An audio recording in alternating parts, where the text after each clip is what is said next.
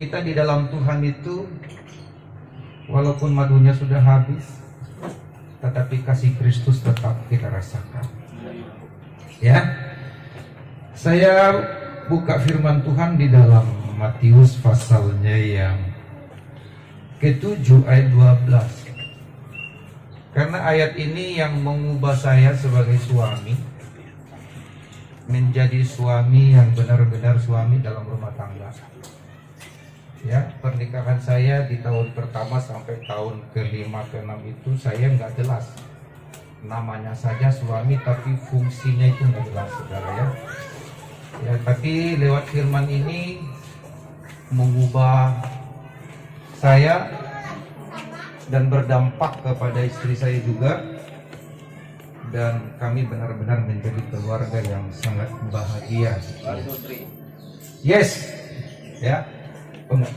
Mereka itu tadi ada tampil dengan 1, 2, 3. Ya, puji Tuhan, saudaraku, saya bacakan.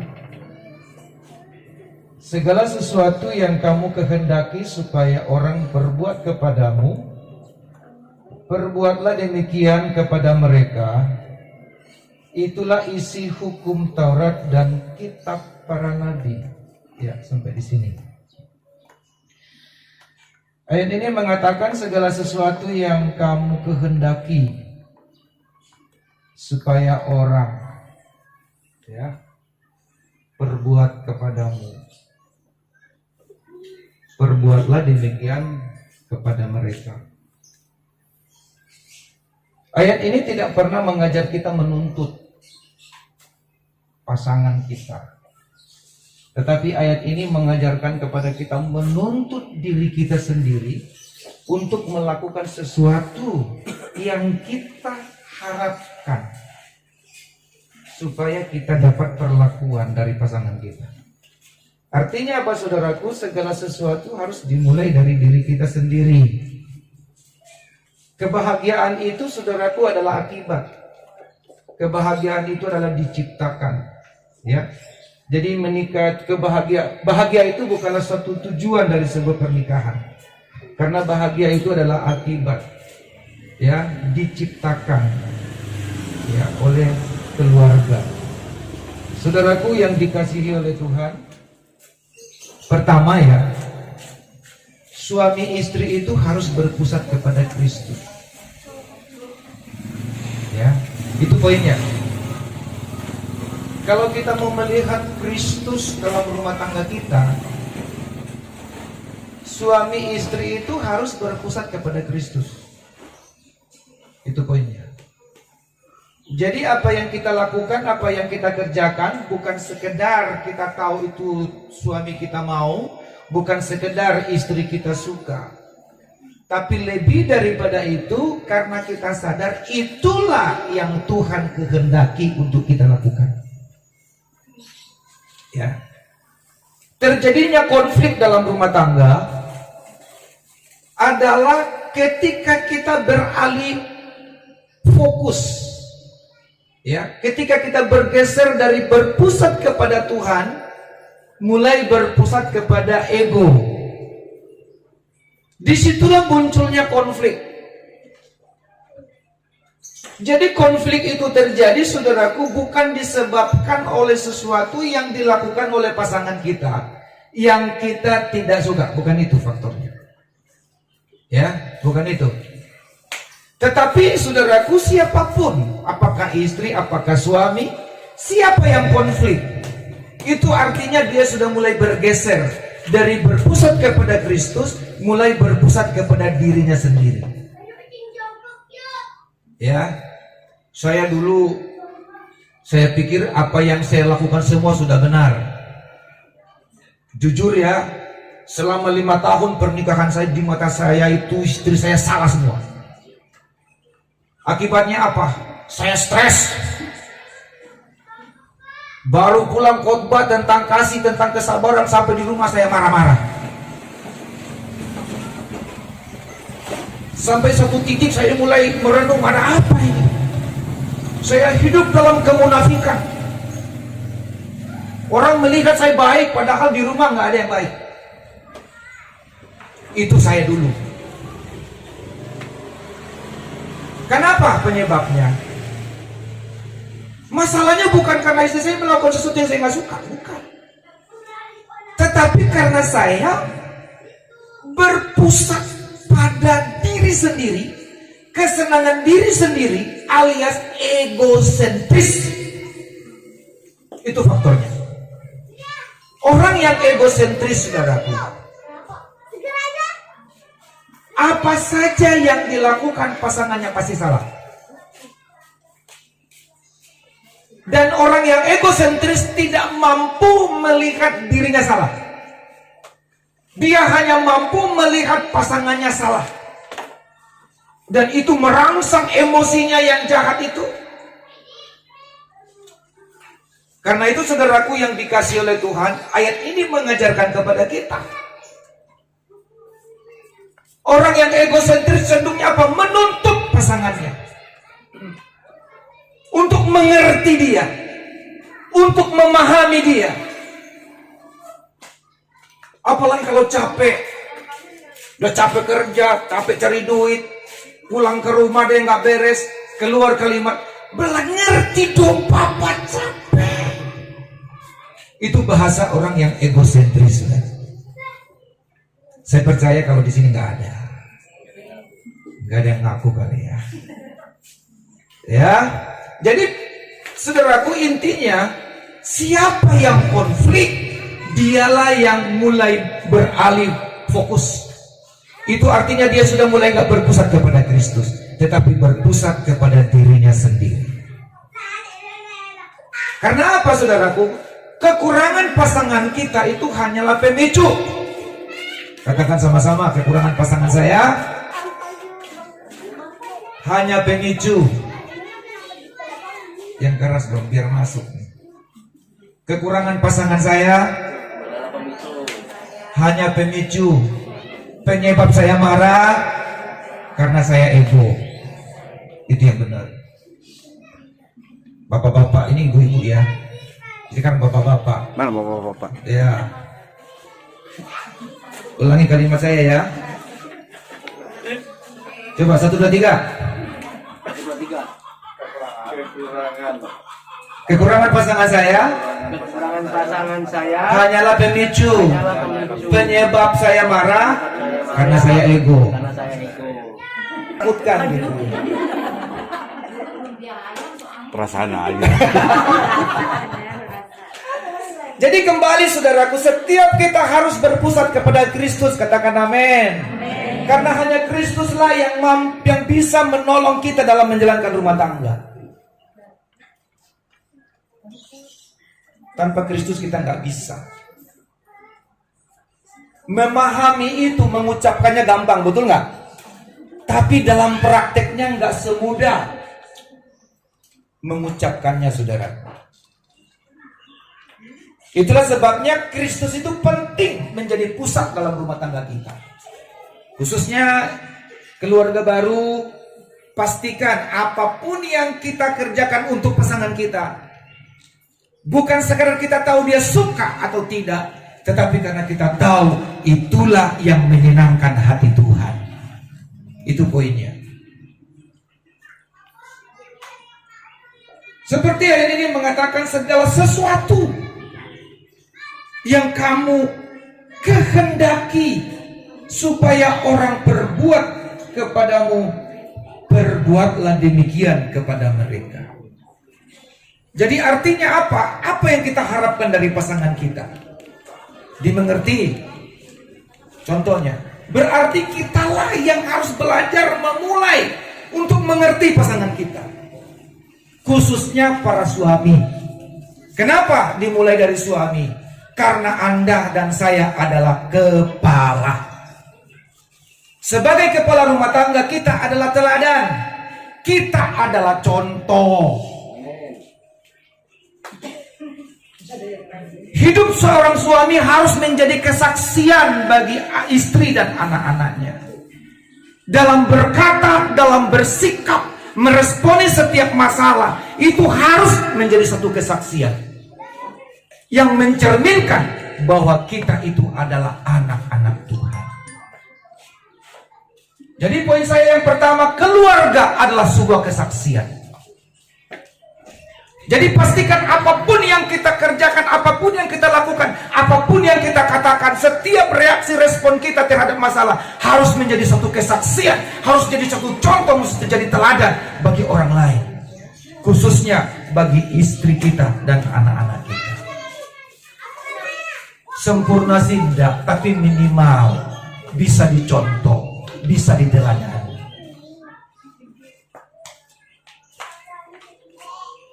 Jadi kita jangan lupa, kita harus mulai bersaksi tentang Tuhan itu dalam keluarga kita. Ya, katakan sama-sama dengan saya, hidup saya adalah kesaksian dalam rumah tangga. Hidup saya adalah kesaksian dalam rumah tangga. Luar biasa ya. Menyenangkan banget ya. Kok menyenangkan abang? Menyenangkan Tuhan dong. Amin. Amin, amin. Lewat figur, boleh teladan nama Wawan, anak-anak kenal siapa Yesus.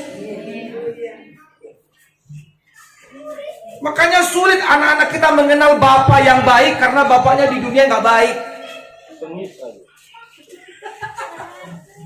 Tapi saya percaya bapak-bapak yang baik di dunia akan mudah mengenal Allah yang nggak kelihatan sebagai Bapa yang baik. Haleluya. Puji Tuhan. Jadi mari kita mulai serius sekarang membenahi diri kita masing-masing. Secara khusus ini keluarga yang baru. Memang kalau masih baru sih masih hangat. Cintanya masih hangat. Ya, sampai di Papua panas kan di sana kan? Iya. Jadi Tuhan tolong kita semua ya, menjadi kesaksian. Jangan lupa itu. Istri bersaksi tentang Tuhan, suami bersaksi tentang Tuhan. Lewat apa? Lewat sikap dan perbuatan. Sehingga lewat kesaksian keluarga, orang-orang yang gak mengenal Tuhan tahu siapa Tuhan kita. Itulah tujuannya saudara. Jadi saudara, apapun yang kita kehendaki supaya orang perbuat, kita harus lebih dahulu melakukannya. Banyak terjadi dalam rumah tangga itu menuntut pasangannya melakukannya, menuntut pasangannya untuk mengerti dia. Tetapi di dalam keluarga Kristen tidaklah demikian. Karena apa yang Yesus ajarkan kepada umatnya adalah apa yang ia sudah dahulu lakukan. Karena Yesus yang menjadi teladan kita dalam keluarga. Saudaraku yang dikasihi oleh Tuhan, mari kita terus bertumbuh. Sekali lagi saya mau katakan, segala sesuatu dimulai dari diri kita sendiri. Ya, jadi ego ini kita matikan, gak ada untungnya saudaraku. Ya, mulai belajar meninggalkan ego ini, berpusat pada diri sendiri. Mari kita belajar berpusat kepada Kristus. Biar apapun yang kita kerjakan bukan untuk kesenangan manusia, tetapi untuk kesenangan Tuhan dan Tuhan dipermuliakan. Ya, saya percaya kalau Tuhan dipermuliakan, maka Tuhan akan hadir dalam rumah tangga kita, saudara.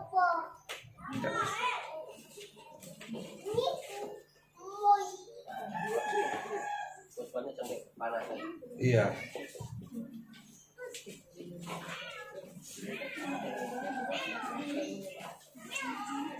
Jadi saudaraku, dalam rumah tangga itu jangan bikin banyak aturan. Ya. Istri harus begini, harus begini, harus begini, harus begini, harus begini. Ya. Suami harus begini, harus begini, harus begini. Hindari yang begitu. Firman Allah sudah cukup jadi aturan. Karena dalam pernikahan itu kita bukan hanya berjanji kepada manusia, tetapi juga berjanji kepada Tuhan. Ya. Jadi kita ada perjanjian dengan Tuhan. Jadi hukum yang berlaku dalam rumah tangga kita adalah firman Tuhan. Jangan kita membuat hukum yang baru dalam rumah tangga kita. Jadi pastikan ketika kita melakukan firman, berpedoman kepada firman. Itulah rahasia kehadiran Allah dalam rumah tangga kita. Itulah yang membuat suasana rumah tangga kita menjadi manis dan harmonis. Dan inilah yang sekarang saya sedang menikmati dalam rumah tangga. Jujur, ini ada anak saya, ada istri saya. Hampir tidak ada lagi konflik dalam rumah tangga kami. Kenapa? Saya sebagai kepala rumah tangga belajar berpusat kepada Kristus. Istri juga berpusat kepada Kristus. Anak-anak berpusat kepada Kristus. Dari apapun yang kami lakukan dalam rumah, semuanya untuk kemuliaan nama Tuhan. Rumah tangga jadi aman.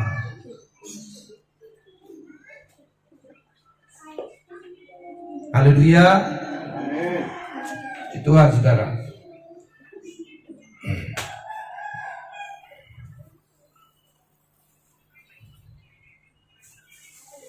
Jadi yang terakhir, saudaraku,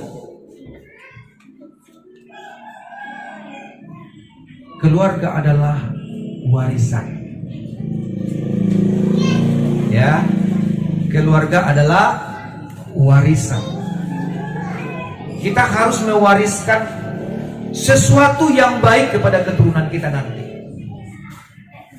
Mewariskan keteladanan, mewariskan hidup benar, mewariskan sikap-sikap dan perbuatan yang harus diteladani oleh keluarga kita. Kalau keluarga kita nggak baik, penuh dengan konflik, itu artinya kita mewariskan kepada keluarga kita keluarga yang nggak baik dan penuh dengan konflik.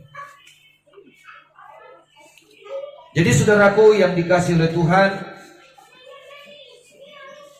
salah satu tes keluarga yang sehat, hubungan yang sehat, yang pertama,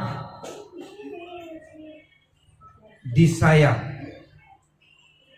Suami-suami masih sayang sama istri, amin? Pasti. Pasti, Bang. Ibu-ibu masih sayang sama suami? Yang kedua, tes hubungan yang sehat. Selain disayang, lalu apa lagi? Dikangenin.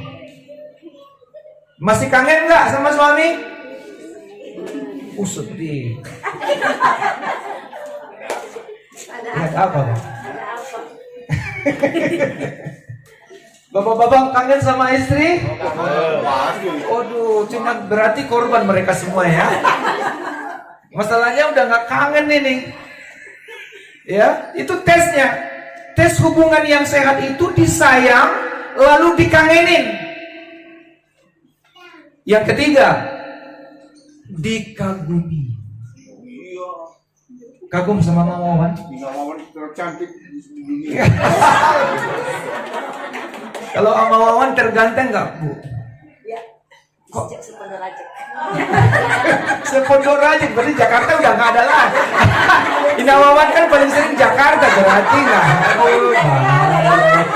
Ini sedunia. Kalau Mama Wawan tercantik di dunia. Jauh belum dilihatnya ke sana. Iya, berarti ya Bang Ina Wawan cuman Pondok Rajek. Gak apa-apa.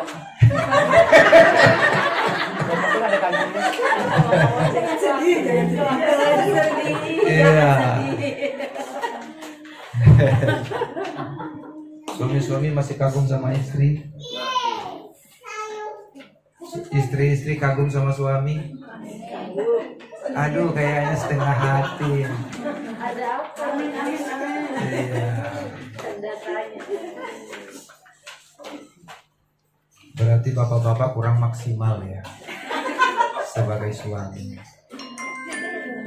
Kalau istri saya kagum sama saya enggak sih? Apa?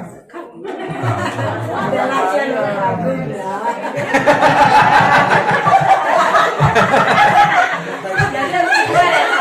Kagum. Gitu. Kalau istrinya Bang Jo kagum sama Bang Jo. Jempol. One, two, three. Jempol. Gak ada jawaban. Gak ada jawaban aja. Kalau anak saya kagum sama papa. Mantap. Ya, itu tes keluarga yang sehat, hubungan yang sehat. Biar firman yang singkat ini memberkati setiap kita. Kita tundukkan kepala.